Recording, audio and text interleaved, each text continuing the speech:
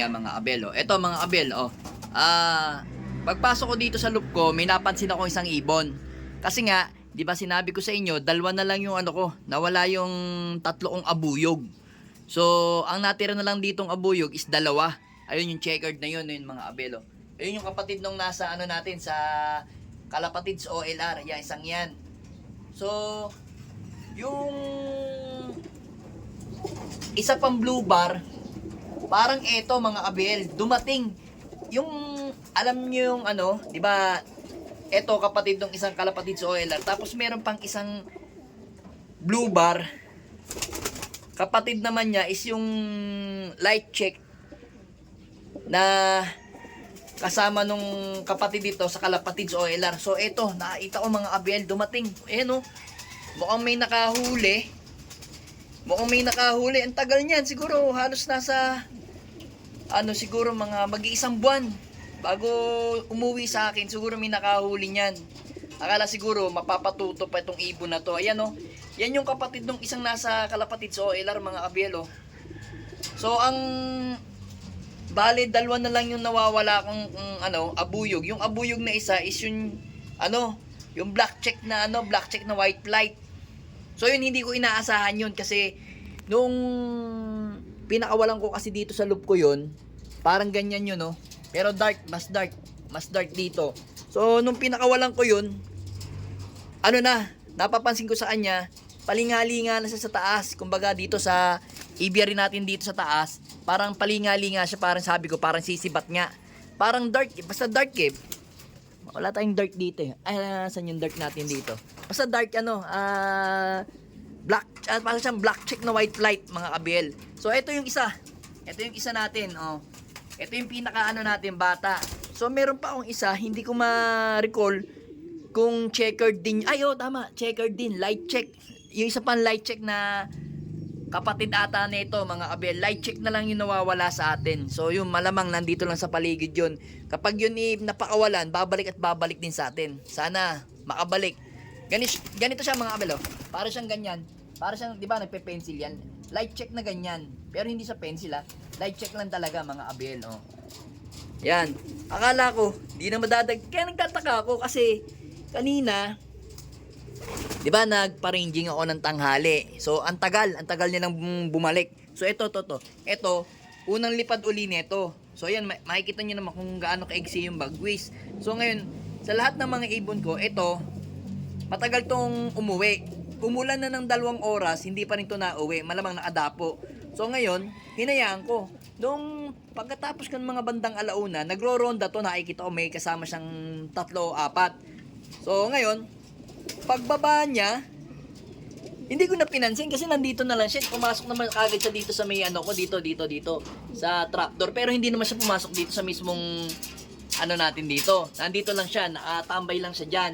So ngayon, pagpasok ko dito, pinapasok ko yun, yung ibon na yun. Asan na yun? Ito, si Pastel, pinapasok ko.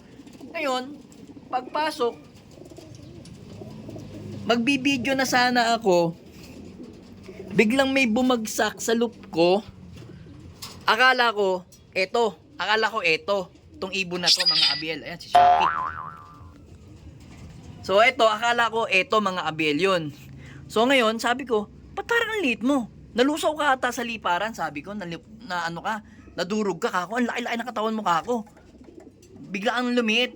Eh ngayon, pinagmasdan ko, sabi ko, alin ba? Parang hindi eh. Tapos tinignan ko nga, nakita ko nga yung etong blue bar na to, ito kasi yung territory niyan.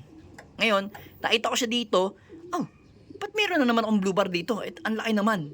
Ay, pagtingin ko, ito yung blue bar na kapatid na nasa Kalapatids sa OLR. Na-recall ko na mga abel. Tas ito pa, mga abel, oh.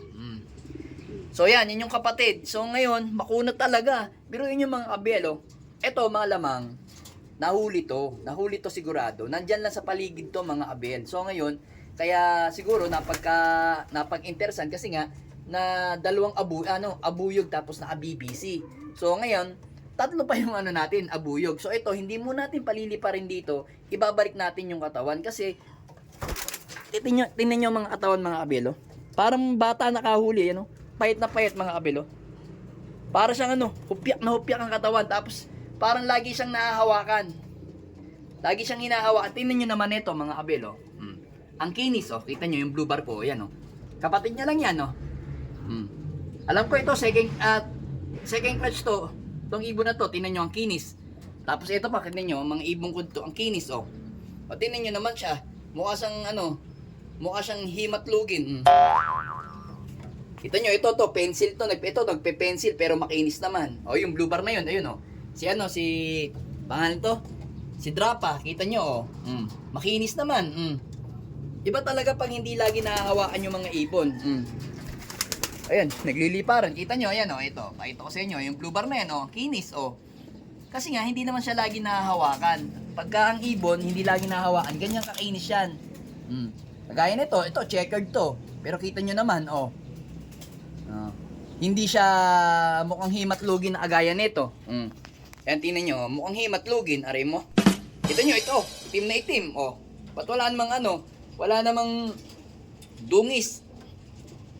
Papansin nyo, kahit ito naglulugon, pero kita nyo ilong, puting-puti. Pero ito, madali lang ito ibalik, mga kabel. Ito kasi mga kabel, passionate, kakakain ko lang. So ngayon, itong ibon na to, kahit na yan mukhang himatlugin na ganyan, hindi basta-basta tatamaan ng sakit yan. Kasi yung mga ibon ko, sisiw pa lang, binabaksin ko na. Kaya yung mga ibon na yan, stress lang. Pero babalik uli ang ang pangangatawan yan, pag yan tayo na uli ang nag-alaga, mga kabel. So ngayon, bibigyan ko yan ng